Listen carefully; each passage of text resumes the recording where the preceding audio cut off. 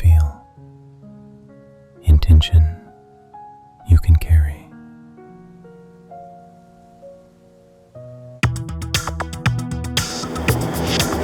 Delivering smiles all around the professional careers. Reach us to reach them. அதாவது பேசுகிறத கேட்டு கேட்டு கேட்டு கேட்டு ஓட்டு போட்டாச்சு இல்லை இத்தனை வருஷமாக திமுக போதும் இனிமேல் செயலை வச்சு பார்க்கணுங்கிற அளவுக்கு மக்களுக்கு விவரம் தெரிய ஆரம்பிச்சிருச்சு. நிச்சயமாக இருக்குது, நிறைய ஊழல் வெளிவரல, எல்லாமே வெளிவரும், எங்கேயுமே தப்ப முடியாது, எல்லாத்துலேயுமே சிக்குவாங்க. ஏற்கனவே இப்போ சிக்கி இருக்கிறதுலையே ஒருத்தர் முகமும் சரியில்லை, எல்லோருமே திருன்னு ஆடு திருடிய கள்ளன் போல முழிக்கிறாங்க. அதனால் இப்போ இது சீக்கிரத்தில் விரைவில் அதற்கான என்ன செய்தி விருந்து மக்களை அடையும். வணக்கம் ஆகாயம் நண்பர்களே. கரூரில் முதலமைச்சர் விஜய் பேச்சு எதை காட்டுகிறது? திமுகவை ஒழிக்க முடியுமா? இதை பற்றி பேசுவதற்காக அரசியல் விமர்சகர் திரு TSS மணி இங்கு வந்திருக்கிறார். வணக்கம் திரு மணி. வணக்கம். முக்கியமாக இந்த கூட்டத்தில் அவர் பேசும்போது ஒரு முதலமைச்சர் ஆயிட்ட பிறகு இங்கே போயிருக்கிறாரு, இன்னும் பல ஊர்களுக்கு போக முடியும், ஆட்சியை இன்னும் பலப்படுத்த முடியும், இன்னும் கட்சி இன்னும் பலப்படுத்த முடியும் அப்படிங்கிற நம்பிக்கை தெரிஞ்சுதா உங்களுக்கு? நல்லாவே தெரியுது. அதாவது ஒரு உரையின் மூலம் மட்டும் பார்க்கறதில்ல, அதாவது பேசுகிறத கேட்டு கேட்டு கேட்டு கேட்டு ஓட்டு போட்டாச்சு இல்லை இத்தனை வருஷமாக திமுக போதும் இனிமேல் செயலை வச்சு பார்க்கணுங்கிற அளவுக்கு மக்களுக்கு விவரம் தெரிய ஆரம்பிச்சிருச்சு. செயல் என்பதில் இன்றெல்லாம் பார்த்தீங்கன்னா காலை ஏட்டில் வந்திருக்கக்கூடிய செய்தி மிரட்சியாக இருக்குது. அதாவது என்ன, தலித் மக்கள் மீதான சாதிய ரீதியான ஒடுக்கலுக்கு எதிராக ஒரு திண்டமை ஒழிப்போ ஏதோ ஒரு குழு போட்டு அந்த குழுவுக்கு சுபவீரபாண்டியனை தலைவராக போட்டிருந்தார் மு.க. ஸ்டாலின். அது செயல்பட்ட மாதிரி எதுவுமே இல்லை. அவர்கள்ட்ட கொண்டு கொடுத்தாலும் அந்த மனு அவர்கள் எங்களுக்கு சம்மந்தம் இல்லைங்கிற மாதிரி சொல்லிட்டு இருந்தாங்க. இன்றைக்கி பார்த்தீங்கன்னு சொன்னால் அந்த பட்டியலின பாதுகாப்பிற்கான மறுசீரமைப்புன்னு போட்டு முதல்வர் தலைமையில் குழு 59 பேரை வைத்து கொண்டு குழு, அதில் எல்லா துறையினுடைய அதிகாரிகள் இருப்பார்கள், அது தவிர அனைத்து கட்சியையும் சேர்ந்த எம்எல்ஏக்கள் எம்பிக்கள் இருப்பார்கள் என்று திமுகவை சேர்ந்த ராஜா, இங்கே வடக்கு மாவட்டத்தில் இருக்கின்ற தனபால் என்ற மாநிலங்களவை உறுப்பினர் அதிமுக, இப்படி தொடங்கி எல்லோரையும் சேர்த்து, திருமாவளவன் எல்லோரையும் சேர்த்து போட்டிருக்கிறாங்களே, இதுதான் உண்மையில் செயல். புரியுதுங்களா? இந்த செயலை பார்க்க ஆரம்பிச்சிட்டாங்க. ஆஹா, லண்டன் போனவர்களை திரும்பவே வரமாட்டார்கள் போல் இருக்கிறது, இது எல்லாம் கேள்விப்பட்டால் என்று ஒரு குடும்பத்தை பார்த்து நாமே வருத்தப்படும் நிலைமைக்கு வந்துடுது. அந்த அளவுக்கு இது ரொம்ப சிறப்பாக என்ன ஒவ்வொரு ஸ்டெப்பும் எடுத்து வைப்பது எனும் பொழுது இதை பாராட்டாமல் எப்படி இருக்க முடியும் சம்மந்தப்பட்ட சமூகம் கூட? ஆனால் அவர் சொல்கிறாரு வாஷிங் மிஷின் சொல்கிறாங்க அப்படின்னு. ஆனால் வாஷிங் மிஷின் இல்லையா அவர்? ஏங்க, இது வாஷிங் மிஷினா என்ன அல்லது வேறு எதுவும் மிஷினா என்பதெல்லாம் மக்கள் தீர்மானிக்க போகிறாங்க. விஜயபாஸ்கர் சேர்த்துக்கிறது, MR விஜயபாஸ்கரை சேர்த்துக்கிறது, யார் வந்தாலும் ஒரு கட்சியில் அரசியல் கட்சி நீங்கள் நடத்துகிறீங்கன்னு சொன்னால் சேர்த்துக்குவாங்க. அவங்களுக்கு சேர்த்து வச்சதையெல்லாம் பாதுகாக்கிறாங்களா, அவங்கள மேலும் சேர்த்துக்கோ நீ அப்படின்னு சொல்லி போட்டு வேறு இடத்துல கொண்டு உட்கார வைக்காங்களா என்பதை மக்கள் பார்த்து கொண்டிருப்பாங்க. அதை செய்ய மாட்டாங்க. அதனால தான் நிர்மல்குமார் அமைச்சர் வெளியே சொல்லும் பொழுது சொன்னார், நீங்கள் இப்படி வழக்குகளுடன் வருபவர்களுடன் சமரசம் செய்து கொள்ள மாட்டோம், சட்ட ரீதியாக அது சந்திக்கும் அப்படின்னு சொன்னார். அதனால் அவர் சட்ட அமைச்சர், புரியுதுங்களா? அப்போ சட்ட அமைச்சரை பற்றியே வருது என்னென்னா, நீதிமன்றத்திலிருந்து நீதித்துறையிலிருந்து வருங்க, நீதிபதியிட்டேருந்து இந்த மாதிரி இவருக்கு குண்டாஸ் இல்லை, இது ஓகே இல்லை போடக்கூடாது, இப்படி ஏதோ அல்லது ஒவ்வொன்றும் வரும். சட்ட அமைச்சர்கள் இதுவரை கையெழுத்து மட்டும் பச்சை கையெழுத்து போட்டுருவாங்க. இவர் என்ன பண்ணுறாராம், எனக்கு அங்கேருந்தே வருது, மேலேருந்து வர்ற செய்திகள் நீதித்துறையிலிருந்தே, என்னென்னா இதற்கு என்ன விளக்கம், அதுக்கு என்ன விளக்கம் கேட்குறாராம். ஸோ கிரிட்டிக்கலாக பார்க்குற அளவுக்குள்ள அமைச்சர்கள் குவாலிட்டேட்டிவாக இருக்கிற இன்டலெக்சுவலாக இல்லை அமைச்சர்கள் இருக்காங்க. அடுத்து என்ன சின்ன பையனை தூக்கி குண்டாஸ் போட்டிருக்கீங்க, அவன் எதிர்காலம் ஃப்யூச்சரை கெட்டு போமையா, விடு அப்படின்னு சொல்கிறாராம்.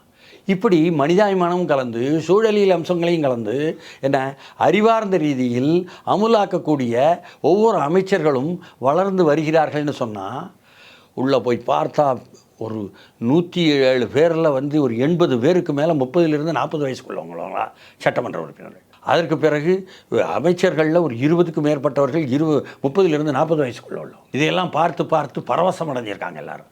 இப்படிப்பட்டவர்களை எல்லாம் நாம் சட்டமன்ற உறுப்பினர்களாகவும் அமைச்சர்களாகவும் பார்த்ததே இல்லையே வரலாற்றிலே அப்படின்னு அவர்களுடைய அறியாமையை பயன்படுத்தி நாம் கொஞ்சம் ஓட்டலாம் என்று சில அதிகாரிகள் நினைக்கலாம். அது அவர்கள் எச்சரிக்கையாக இருக்க வேண்டியது தேவை. இல்லைனா a fall in a bit a gain in your விட்டுன்னு மாசத்தும் சொல்வார்.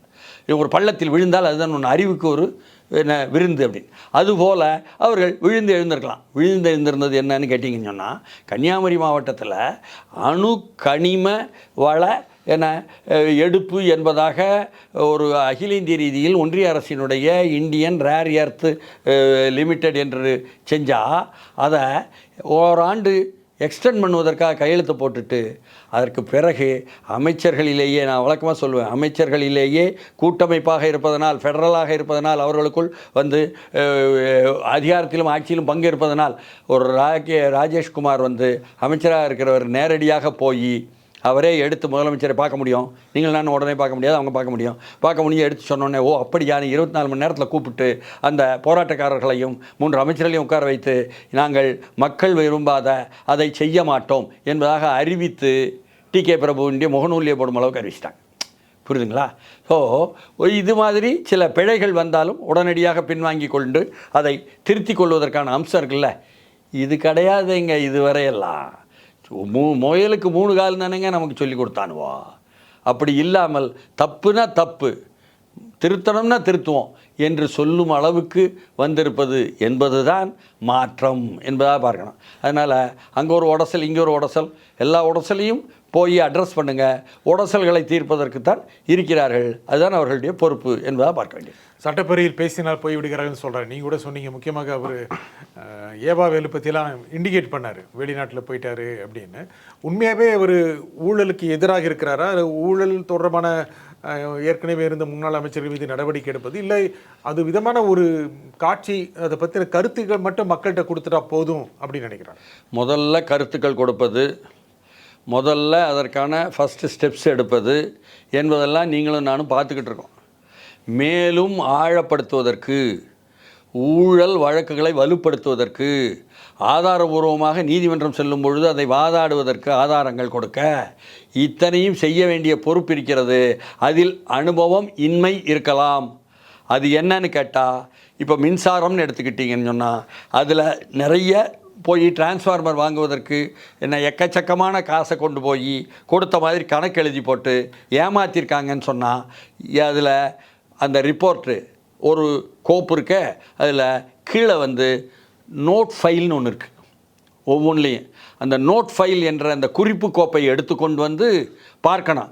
அப்போ அதில் என்ன வரும்னா, உயர்ந்தபட்ச உச்சபட்ச அதிகாரி அந்த நோட் ஃபைலில் எழுதியிருப்பார், இந்தந்த கம்பெனியில் இவ்வளவு ரூபாய்க்கு வாங்கலாம் என்பதாக.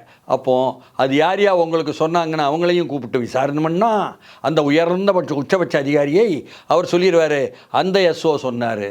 அப்போ அந்த எஸ்ஓவை கூப்பிட்டு கேட்கும் பொழுது, இல்லைங்க இந்த எஸ்சி தான் அந்த கம்பெனியை ரெஃபர் பண்ணார், வந்துருமா? அப்போ பெரும் அதிகாரிகள் யார் யார் உண்மையில் காரணம், அந்த ஊழலுக்கான ஊற்றுக்கண்கள் என்பதை கண்டறிந்து விட முடியுமா?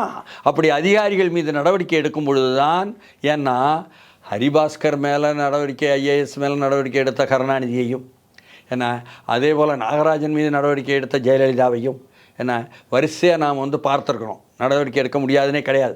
அதனால் அவர்களையும் அதிகாரிகள் தப்பு செஞ்சால் அதை பிடிப்பதற்கு இந்த நோட் ஃபைல்ஸ் மூலமாக கேட்ச் பண்ணுவது என்ற முயற்சியை எடுக்கும் பொழுது தான் சம்பந்தப்பட்ட ஒரு அமைச்சர் ஏவாவேலுவோ அல்லது சம்பந்தப்பட்ட இன்னொரு அமைச்சர் என்பவர் அங்கே வசமாக அந்த விஷயத்தில் சிக்க முடியுமே தவிர, இல்லாவிட்டால் நீதிமன்றத்தில் இழுத்தடித்த 5 ஆண்டுகள் 6 ஆண்டுகள் இழுத்தடித்து போய் வழக்கில் விடுதலை ஆனார்கள் என்பதாகத்தான் முடியும். ஆனால் பழிவாங்கும் நடவடிக்கை தானே பார்ப்பாங்க. இது பழிவாங்கும் நடவடிக்கை அல்ல, இது பதில் சொல்லும் நடவடிக்கை.